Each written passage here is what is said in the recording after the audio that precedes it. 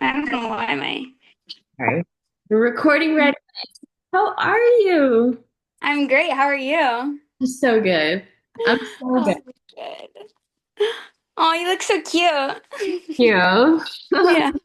I just had a friend visit. She's actually on her way over here right now, but she's visiting from DC.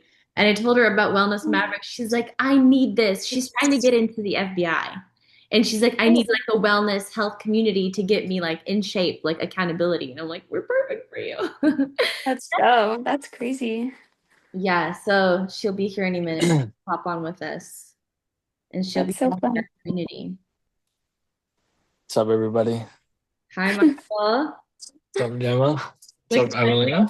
my little big cat. What's up? She's so grown. Wow, growth is happening quickly. Born and raised on raw milk and beef. I fed her raw beef so many times, and then Come she on, Wow. like a colostrum. healthy Oh, cat. she was ready. Yeah, she's a very cat. I don't know if you'll remember, but one of the first few weeks that I had her, I was trying to research all of the content for what to feed a cat, and they were like, formula version of raw milk. Don't ever give a cat raw milk. Just do it the formula way, which is everything that's in raw milk, just as long as you're not giving him raw milk. And I'm like, why would I do that? I'll just give her raw milk.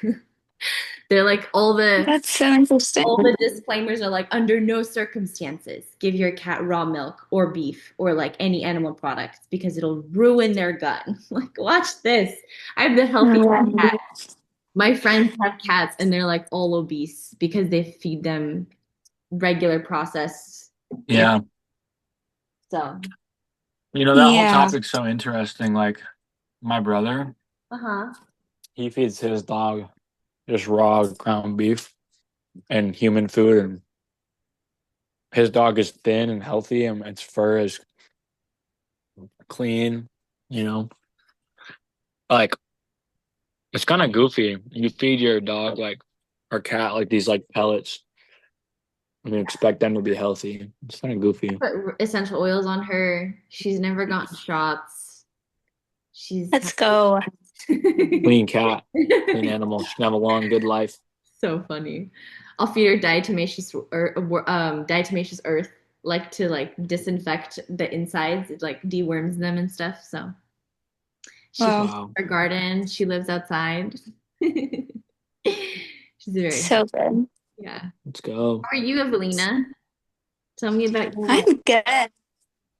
I'm good. I don't know. I'm getting rid of like my sister-in-law. We're like doing a pop-up for like all our clothes. But I've had it set aside for a while now. But now I'm like kind of starting to like, I'm just gonna start like tagging stuff and like putting stuff on hangers. So that's kind of what I've been up to. But my parents weren't on this weekend, so that was super fun. We went to the coast yesterday, and so it was just lovely. Some sea air. Mm, that's precious. It's really Yeah. Hmm. Michael, how are you? So good. Your world. I've been sailing a lot. Nah. Um, I've been sailing a lot. There's been a lot going on. I'm pretty sure I'm moving to Boise, which is crazy. Shut Yeah, up. no, it's officially happening now. No That's way. crazy.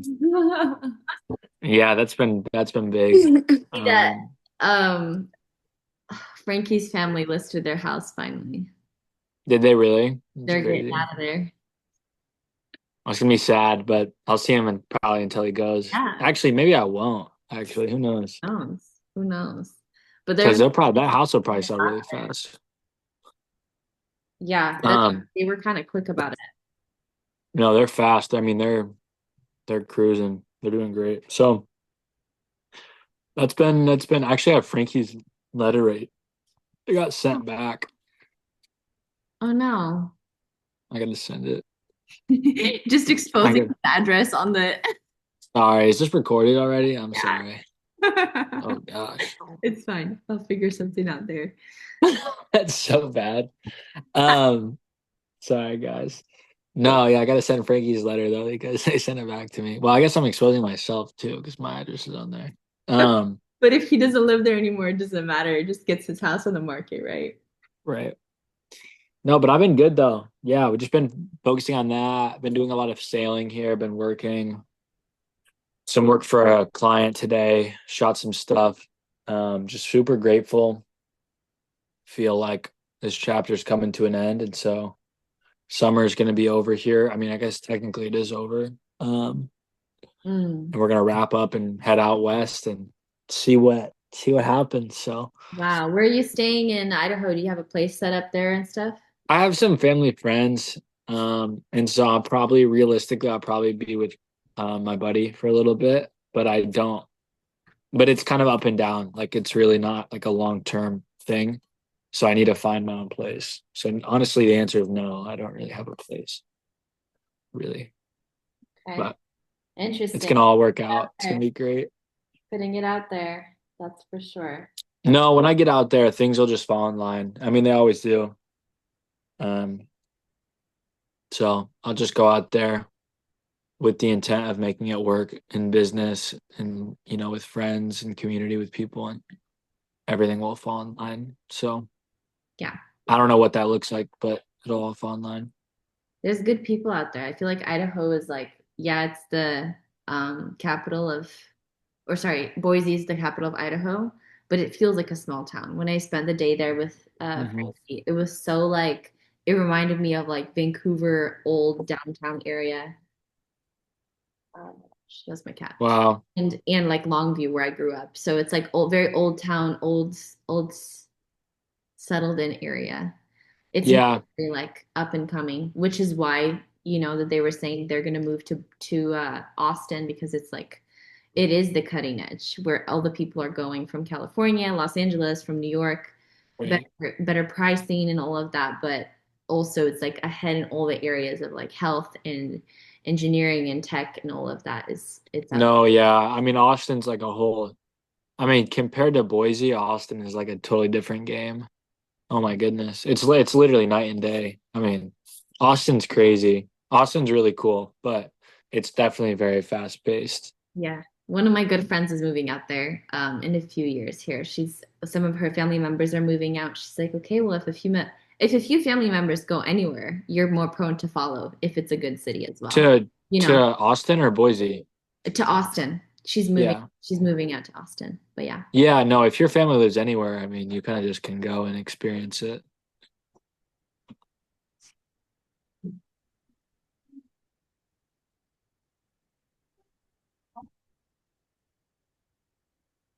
Sorry, Michael. We're good. I had to let my friend in. I was like, what happened? Am I talking to myself again? No, I was listening. Yeah, if family goes somewhere, that's why I moved to Houston. I had people here, so I was able to move. We didn't know any, Yeah, we didn't know anybody in Houston when we moved. Now we have a whole community within 2 years. so sick. And it seems seamless, but that's like the world of the internet. That's the beauty of the internet in 2020 and 2024, 2025, being able to connect with whoever just because of the internet. That's our entire business is built off of that. So we're not bound Yeah, by the location. It just gives us the freedom to expand and expand into different languages. Like right now, we're having to adapt all of our course content into Russian and Spanish because we have only Russian speaking clients. And we have only Spanish speaking clients. wow. Come in. So we're having to adapt our whole curriculum to that because we've only made everything in English. So it's really fast. Wow. And Eli's showing us like different ways as well to like have chat GPT to reinterpret all of our course content into different languages, have it help us out with that. And then obviously have our fluent speaking friends proofread everything. Y'all, meet Natalie. Natalie, Hello, meet Natalie. Hello. Wellness Mavericks, our little circle today. Sorry, you're fine. Today we're talking about AI and how it's affecting Gen Z. And that's it. That's really the Interesting. biggest of the topic it's going to get. But I'm really excited because last 2 weeks ago, we talked with my boyfriend presented about how AI is affecting the school environment and how we can adapt it to ourselves without making ourselves dumb in the process, and how we can have it take over our time or take the things that take time in our schedule so that we can capitalize on spending time with people we love or spending time in nature or make us better at business at the end of the day, if that's our goal. So that's our topic today. Michael, if you want to start us off. Yeah. Thanks for joining, everybody. That's really good. That's a good intro. This is Wellness Mavericks. We're going to go over today this AI, kind of like what Gemma just said. We're going to have an open discussion, and it's going to be super chill. We're just going to kind of talk about things and preferences and maybe some experiences. And so, yeah, we can kind of start with whoever has things they want to share. But I know it's like really talked about, and some people use it, some people don't.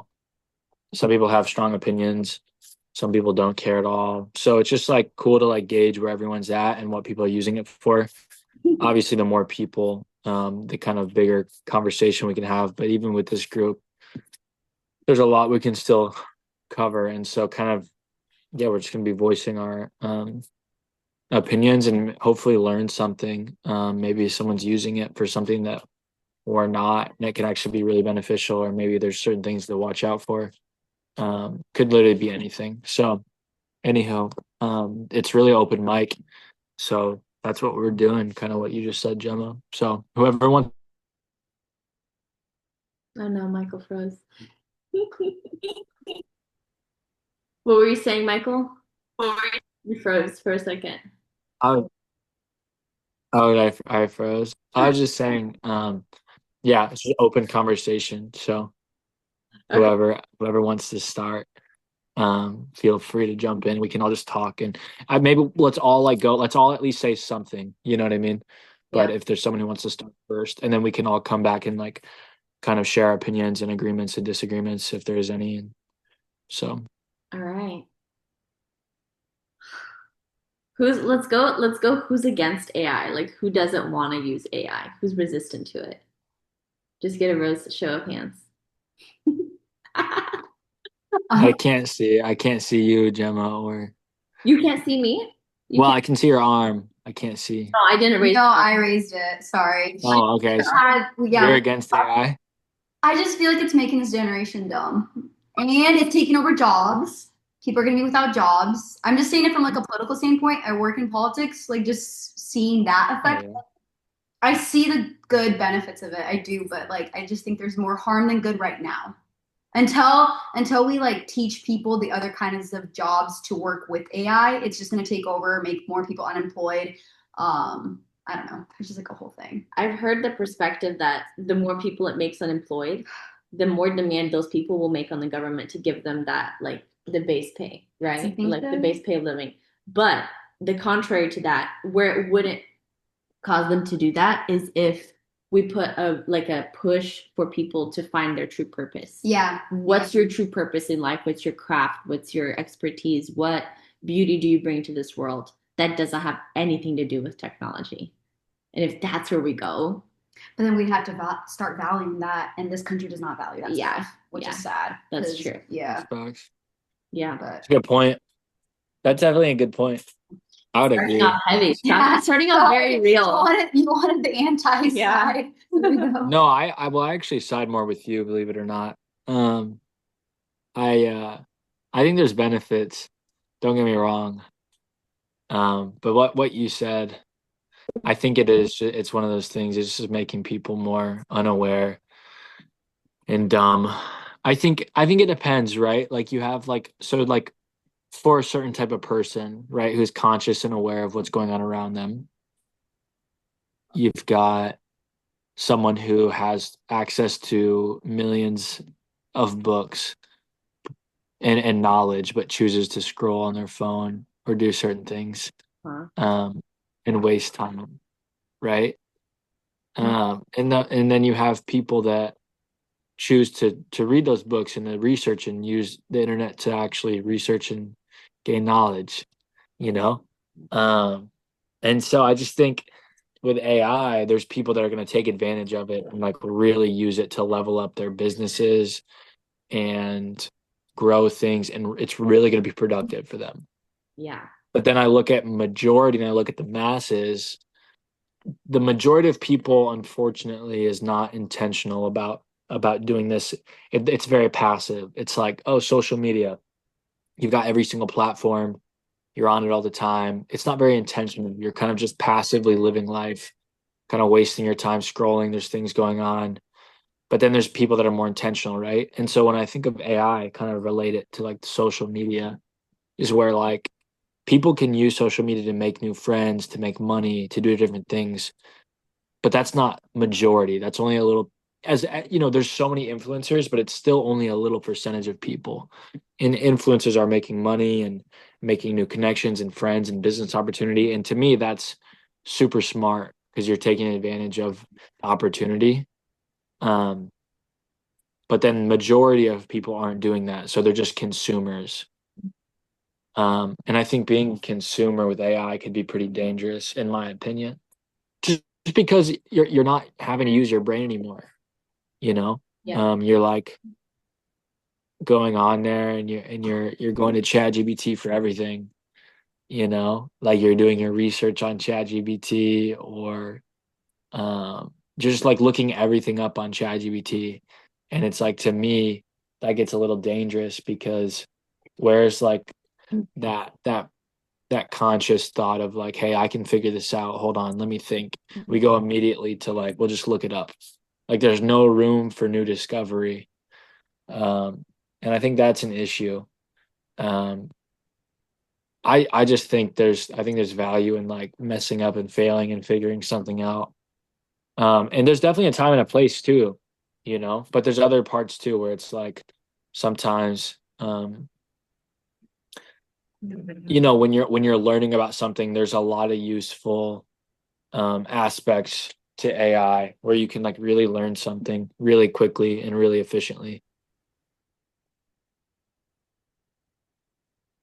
Yeah. When people start asking AI about emotional things, um, and and kind of like when it starts getting a little more personal like that, that's where I'm kind of like, all right, I don't know how I feel about this because then it's taking away like that human authenticity. You I know, it's one thing to like ask AI, and this is all my opinion, keep in mind. It's one thing to ask AI like, hey, like what bolt goes on my like truck or what do I use on my dirt bike for this? Like what's like the best? And it'll go through all the forums and it'll find you the very best of the best. It's way easier than a Google search and it'll give you the right information most of the time. And you could back it up and stuff. But then when you start asking AI like, you know, how should I feel about this situation? Or should I be like, you know, Mm. you name it. Like you start asking it emotional things and then it starts catering to you and answering the way that you question it. It's going to answer it um, and give you an answer that makes you happy. And so because that the whole algorithm with it is to keep you on there asking more questions. So it's going to answer, right? So like if you're a Catholic, it's going to answer that way. If you're a Muslim, it's going to answer and tell you that Christianity is fake. And if you're a Christian, it's going to tell you that the Muslim and the Jewish and the Mormonism is not real. So it's catering to you. So when you start asking questions like that and more emotional questions, that's where I draw the line. But like if you're asking like what bolt do I need for this part? I mean, to me that's so easy and fast. I think there's still dangers with it, but I think my preference where I've kind of drawn the line is like I'm only going to use it to a certain extent and be very intentional. But going back to that whole thing of like the masses aren't doing that intentionally.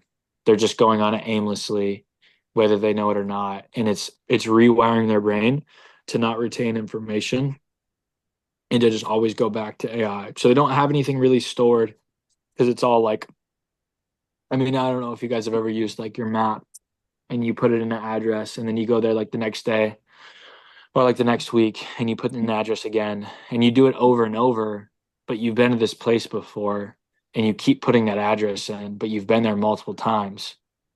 It's like by now you should know, right? But your brain's like on autopilot because you've put it in so many times that you're not actually paying attention to what's going on around you because you know that you could just look it back up. So you're like, oh, I don't even have to memorize where to go. I'll just look it up. But what happens if you don't have your phone? You know, like most people couldn't even read a map. And so I think it's like that same concept of like What happens when you don't have AI? That's what's scary, is like when you don't have your phone or you don't have your map, how are you going to get to where you need to go if you're so reliant? To me, reliant, I guess it all boils down to reliance, being way too reliant on something. So that's what I would have to say.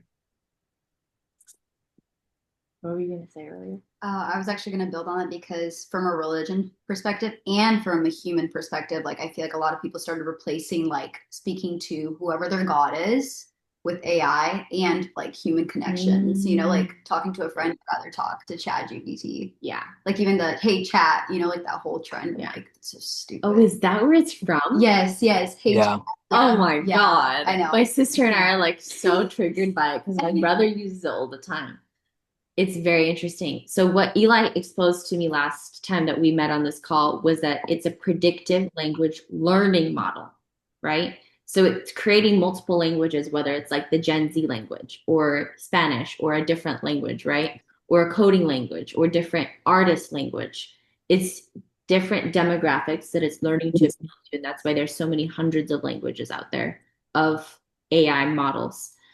They are learning to predict your thought pattern, and that's what is your Chat GPT bot that you use on your platform. You create an account and it remembers all the conversations you've had. This is helpful for me in business. I do use it because we use large amounts of text that my mom and I write, and we have it organize certain things for us or categorize the way that we interpret a client's notes or a client call notes. We have it distill certain elements out of there. Or like, what is the repeating pattern over 6 weeks that that you're picking up that we're not? You know, and there's definitely things that come by intuition and the human sense that the Chat GPT can never predict.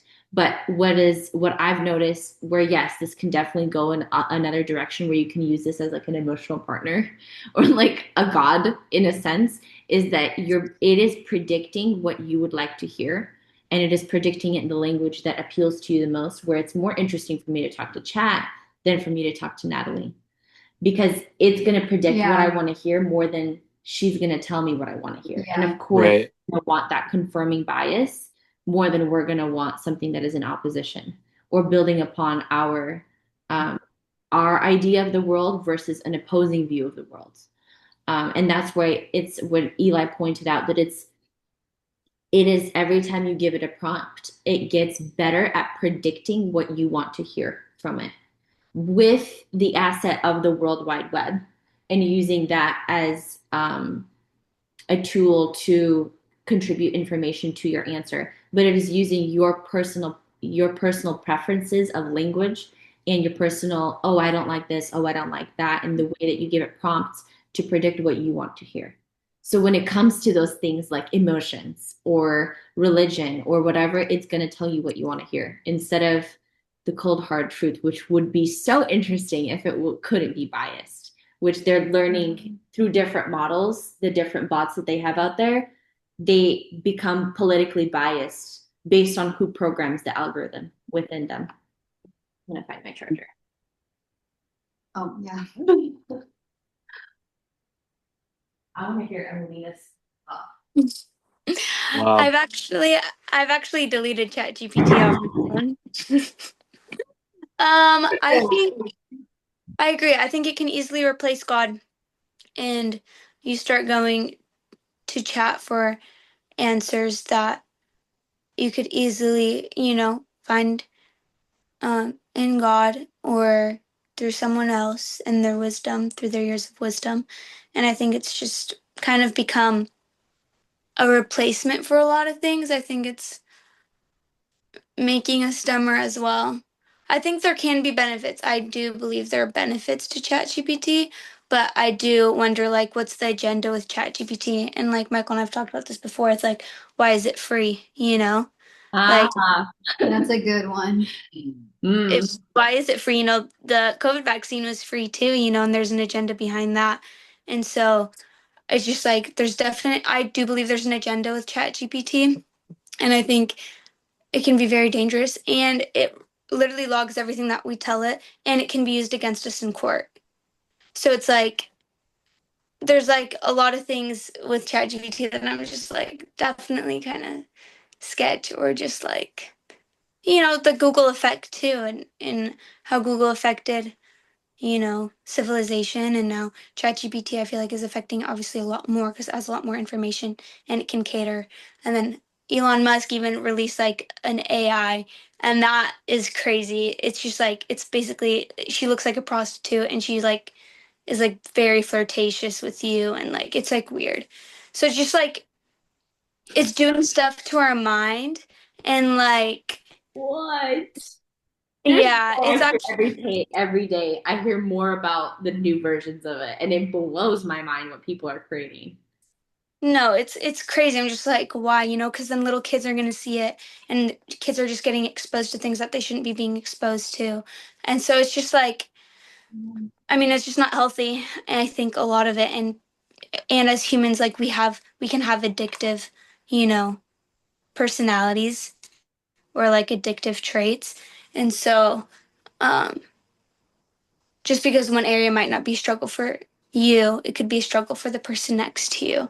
And so, I mean, we already have an issue with screens and phones and being attached to them. I think this is just adding to that. Are there benefits for when it comes to business and things? I think so. Um, but it's like even the creative aspect where it's taking away creativity is what makes me sad because I feel like people have forgotten how to be creative, or like even in the kitchen, ChatGPT give me a recipe, like so it's just like taking away your creativity where you could just like explore and learn. Um, Yeah. It does inspire me though to lean in the opposite direction. Like the things that people are using it for to take away their natural capability. Because I think at the end of the day, this is not going to go away.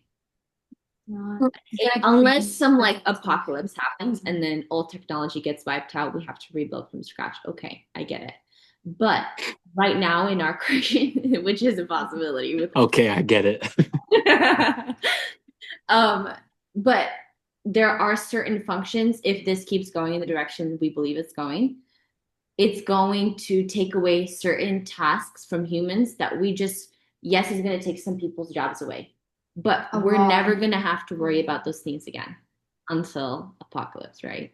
Until like technology gets wiped out. The thing is, oh, sorry. No, But the no. thing is about that though, imagine it's all going to be on a database so that the next, for example, war aspect, right? It's just going to be like, what? You're going to turn off the internet and no one's going to be able to survive. A nation's done. Right. That's what's scary. That's the survival of the fittest, Yeah, though, because yeah. the people who know how to use their creativity, who don't need to rely on ChatGPT, is this plant poisonous? Is this region of the world safe for Yeah. humans to survive in? Can I survive the night in this area? Like all those things are just like spend time in nature, spend time around people who you know, like ex-military members, people who are like constantly outdoors, people who have a tight-knit community. If anything gets wiped out in this area, I know there are places where my family or my people can go. Or if anyone has a point of struggle, my community knows where to go. And our city is, yeah, it's huge, but I'm sure we could walk to each other, and we would be able to navigate our way. I think also from a very young age, I was able to um, drive my first car after getting my permit without a map of my local city area. Like I didn't put navigation on until I had to go outside of my city because I had watched the roads so many times when we were driving when I was growing up that I remember the roads 100% of them. And I didn't have to use navigation for like a year until I started going outside of my city. And I think Yeah. that's an element of like literally reading a map or like noticing things around you, watching the road outside of you. I see people so often being on their phone while they're driving. Like, yeah, it's really easy to get home when someone's telling you where to go. But what if someone wasn't telling you where to go and you couldn't be on your phone while you're doing that? We would be present and we'd be looking outside. Oh, there's this landmark, there's this tree, there's this car on the side of the road, there's a fire station right here.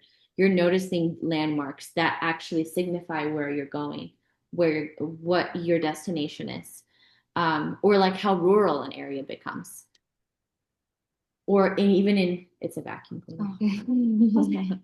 Even in the home, like when we create recipes and make food, like we actually have all phones away. It's not even a spoken rule. It's one of those unspoken rules. It's cool. We're not even I don't remember the last time we used a recipe on our phones in my family in our kitchen, but like we all get in there and we all butt into each other's recipes and we all tell each other what we should make for dinner for this and this dish and that dish. So I think like the human creative element plays a big role in actual community building because that creativity makes you interested in one person's perspective or the other, as opposed to a predictive model that will predict what you need to hear when you want to hear it. And that never creates controversy. And it doesn't, I don't think for the human being, create a desire to be closer with that being. That's good.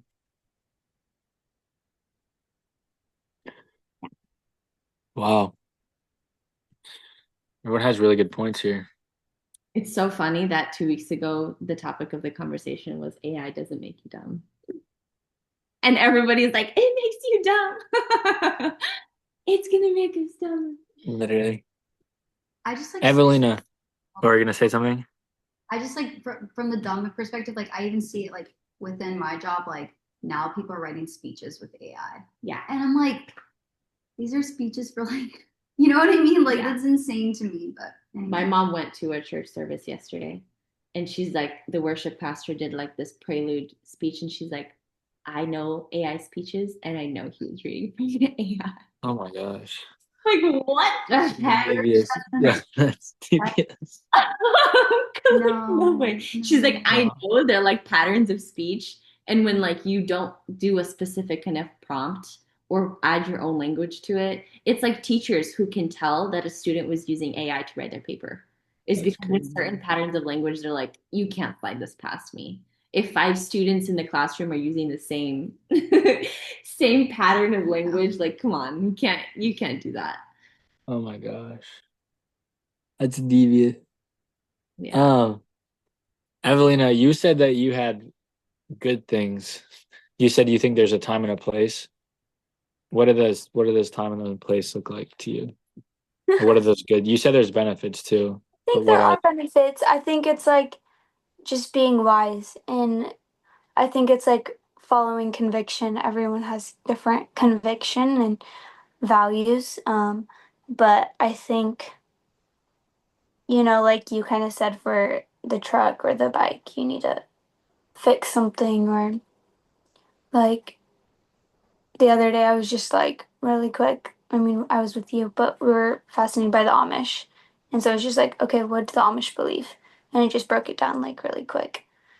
Obviously, I could have done that, through a book, but we were like in the car or whatever, and we were driving by some Amish and we were just curious. And so I think it's like there are ways like that you could educate yourself as just being wise with the things that you're asking and prompting and feeding, Mhm. you know, feeding AI because it's storing all our information and growing from our information. Right. So, Yeah. yeah. That's good. That's good. Thank you. Yeah. What I are was just curious. at the end of the day, like you are consuming something and you are feeding something as well. Wow, that's a crazy way to look at it.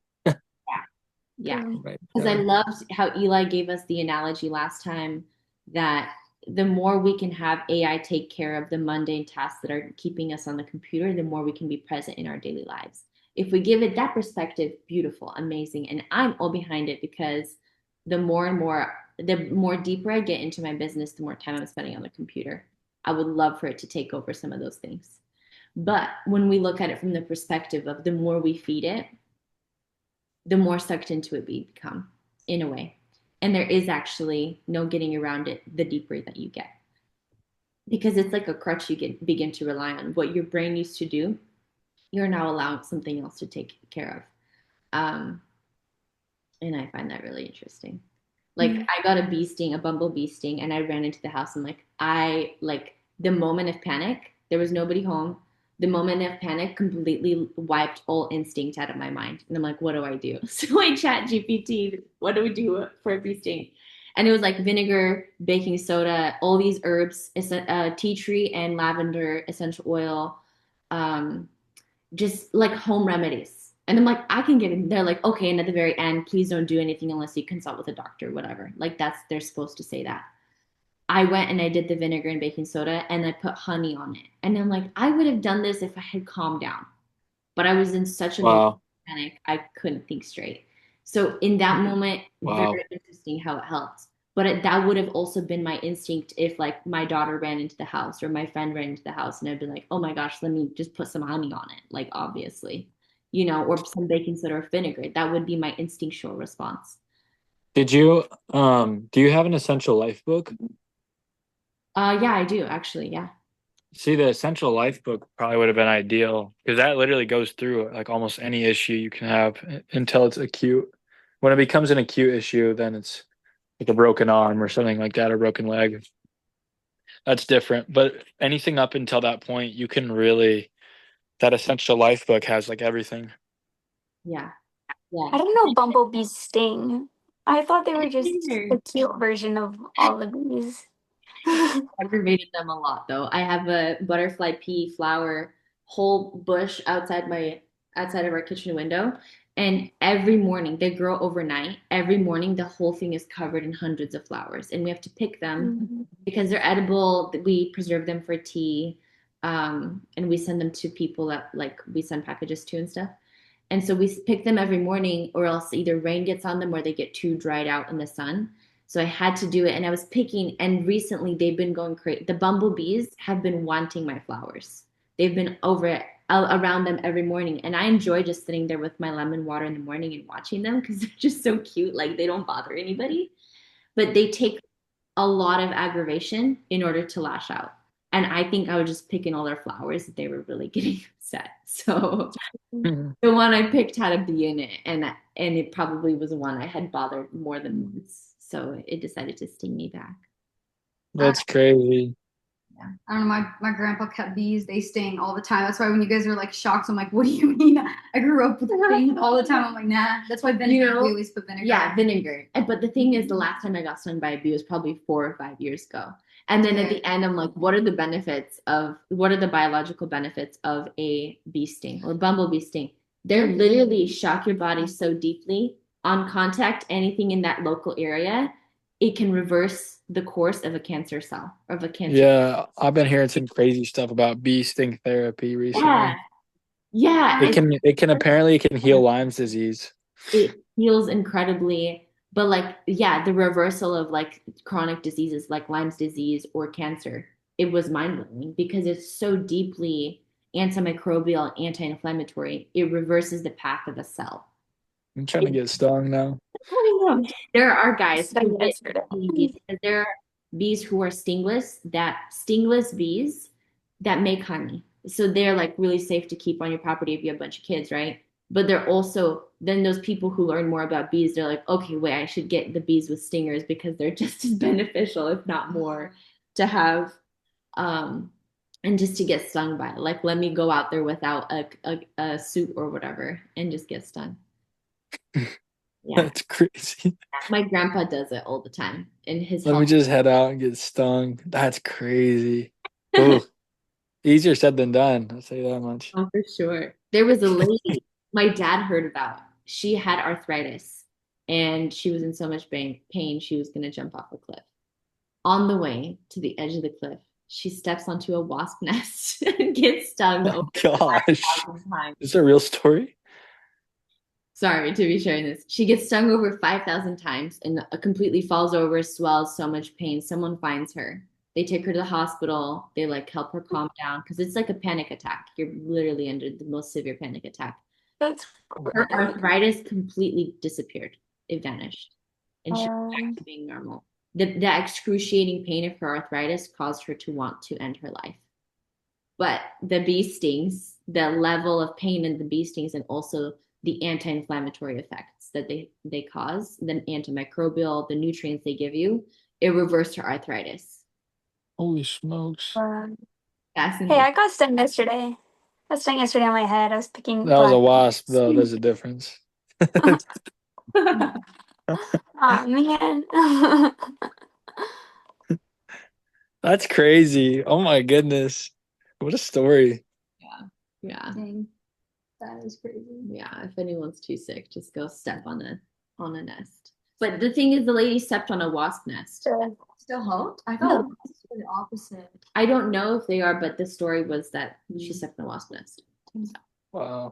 Because I've got stung as a kid by a wasp on my head. I'll never forget that. Oh no. I probably had the smell of vinegar for years. Even though I Yeah. washed them like 1,000 times. My hands, I put vinegar on my hands 2 days ago, and it's been like smelling like vinegar still. So Oh, really? I think the body just absorbs it. Like, yeah, because it's really strong. It's like you know, makes sense. yeah, just like a skunk where it like penetrates even if you close your mouth and your Yeah. nose, and it's still, you will smell it through your Yeah. body. It gets you away. It has such a, this is totally a rabbit trail, but they're saying that like that there's an alien they discovered in Brazil, and the person who touched it or like helped it, whatever, they made contact with this alien being.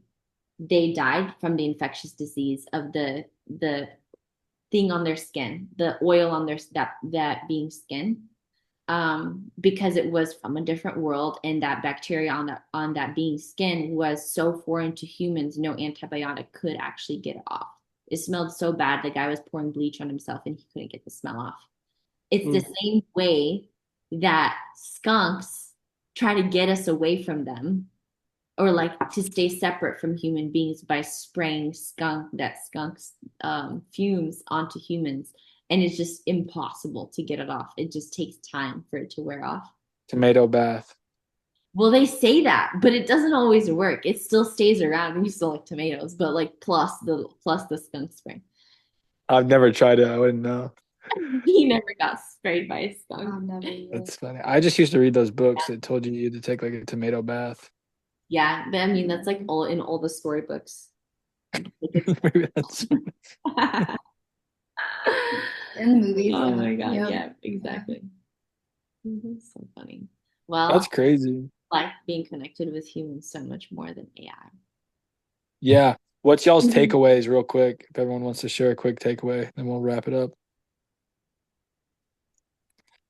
AI. It's such a trippy topic. I love my creativity. I love doing things with my hands. And I have a good amount of every day that I can do things with my hands. And I've been leaning towards that before I even introduced AI into my life. But because I've been leaning towards doing things with my hands every day as a part of my daily routine before I introduced AI. So I'm naturally predisposed to like, let me have this dominate my life, like crafting something beautiful with clothing, or like an art piece or food, or like writing something by hand. I think that's so much more treasurable and sentimental and valuable human to human. Or like giving someone a hug or a massage. I just love that. And becoming good at that also takes time. So the flip side of that, with introducing AI, I want to have that balance of my time to remain more of the hands-on experiential work that we can do as humans and create from our soul desire into this world. And if it goes into the direction where AI takes over certain jobs for us, then that's the direction it goes in. But nothing can take away the things I can do with my hands, and So good. I want to know that inside and out more than anything at the end of the day. That's it. Wow. That's a good takeaway. So good.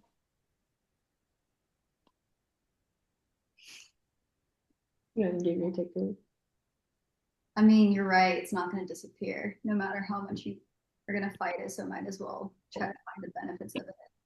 But I don't know. I love to write. I love art, and the fact that like it's taking over those aspects right now. I'm like, I don't want to read a book that's written by AI in the future. You know what I mean? Mm-mm. If that just takes over, like I don't want that. Like that sounds horrible. Yeah. It almost seems like it's gonna be like a conforming society. Like no one's gonna have individualism, which Yeah. I mean, I guess is the point of society, and every society is to Yeah. erase that, and AI is just making it more.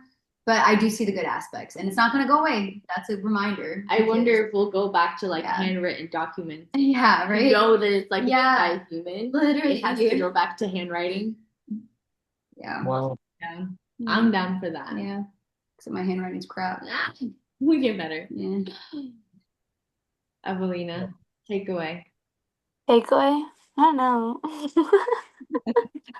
I just was like, I was thinking about your comment from the last call about like cursive writing. So I just like, I rabbit trailed in my head Mhm. about handwriting. But yeah, I mean, I think I agree with like what everyone's kind of said. So, um, yeah, just like being wise and discerning. And yeah, I agree with like, I do not want to read an AI book. Like, that sounds awful. Or like even like the sermon thing, like, come Yeah. on.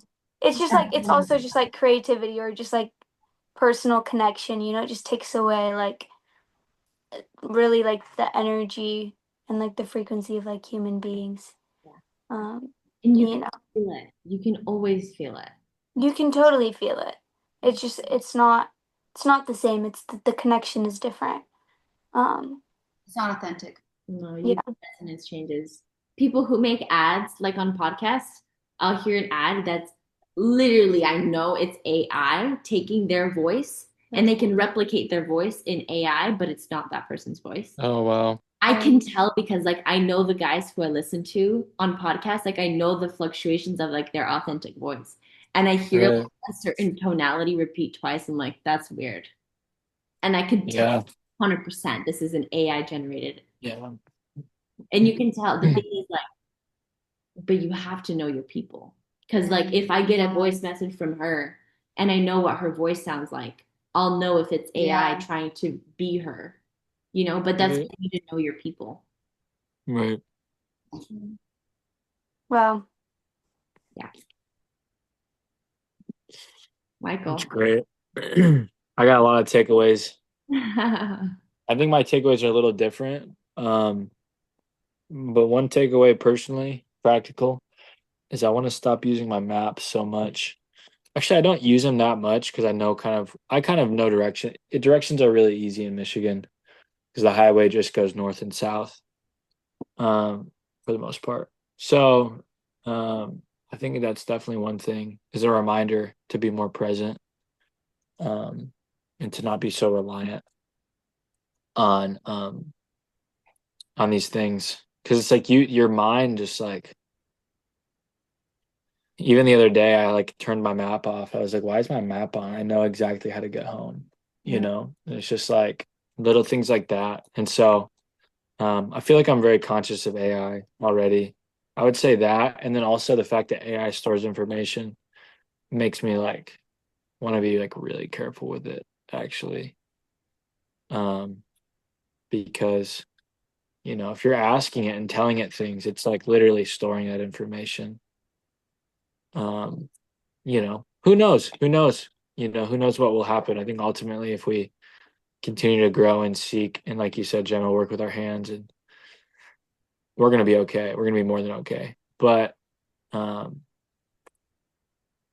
just being too reliant on it is a concern of mine. And so, anything I can do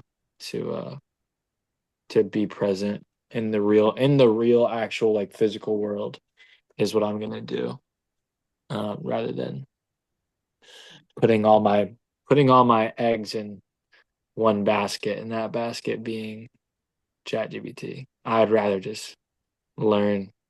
And that's that whole thing of experience too. It's like you could ask AI, even like the whole like dirt bike analogy with or like truck that I used earlier. I could like ask it that, and it would tell me what to do, and that's great. Or I could go ask my grandpa or a family friend, and then I'm gonna get not only am I gonna get that knowledge, but I'm gonna get a real conversation with another human, a human that is in my family tree above me and who I'm a part of. So not only am I going to have a wonderful conversation with him, but I'm also going to learn, and I'm probably going to learn other things too. And I might even get like a free can of gas. Not that's what it's about, but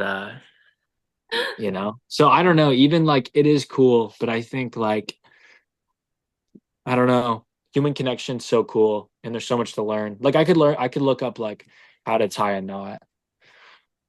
Or I could like go and hang around people that are using knots that are sailing, and like I'll learn so much more about the knot with that person and actually use it in real life. Mhm. Like today I learned a knot, and it was in a real situation when we were sailing, and I'll remember it forever now because I know what it's used for, and I remember, and I was able to do it physically, and I was able to understand why, and I'll remember how to do it. And so I could have looked that up and I could have figured it out, and that would have been cool too. But I think human connection just it beats it every single time. Um, so that's what I'd say. Love that. I love that. The human connection point really hit when you said, I would rather go ask my grandpa. Yeah. No, it's literally what I did yesterday too. That's the funny thing. It's so deep. It's just crazy. That really hit a spot. Last week we talked about like when we go and connect, or they would say, we used to not go to ChatGPT. We used to not go to the internet. We used to go to our elders, our community, our Yeah. family for the wisdom that they gave us. And Yeah. that also lends itself to the hard-earned lines on our faces, the wrinkles that we get. Like, what if you going to your grandpa gets him that hard-earned wrinkle that you end up appreciating him for, for the rest Yeah. of your life that you remember, or that one more moment that you get to memorize his face, or get Yeah. to hold hands with him or give him a hug. That's so, that's so like it's so precious. It's No, so, it's so special. It's actually crazy too. I love it. Yeah. No, it's actually really insane. When you think about it like that, you just kind of want to just like put the phone down, and be with people. Yes, sir. Yeah. Wow. So good, guys. What a call. What a call. Thank you guys so much for coming on. Evelina, so good to see you after a few weeks of not seeing you. I know. It's so good to see you as well. Y'all need to Wow. come back here to Houston, Michael and Evelina. Oh my goodness. Yes. We're going to talk about it. Yeah, we have lots to talk about, Gemma, because it definitely is a possibility. We're going out there for end of year. So it's definitely a possibility. We're going into Dallas for end of year, which means 28th to like the 1st. So either before or after that, we got to figure out. Evelina has to figure out her schedule with family. Okay, Sure. perfect. We'll make it happen. Maybe. So, I got invited. guys, you got invited to I got what? invited on a family trip, apparently, but I haven't heard from the parents yet. Apparently, I got invited. The Russian family's bringing the American out, and it's gonna be great. Huge, Michael. That is huge. Congratulations. You're screwed, but that's good. Yeah, it's gonna be great. I'm excited. We're going to Canada, so I'll be out of the country. So, it'll be fun. Congratulations. That's a level up. Thank you. Well, I'm hoping so, but we'll see if it's the real deal. So once I figure that out, then we'll figure out when we're going to Houston. All right, cool. It's so funny. 3 Russian girls and an American boy on the call today. Oh, All right, guys. well, someone's got to do it. Pick Eli up. Thank you guys so much for this call. I really Hey, appreciate that was so fun. Great to meet you. And Gemma, it's good to see you. Evelina, I'll see you later. All right, great call. Everyone have a great evening.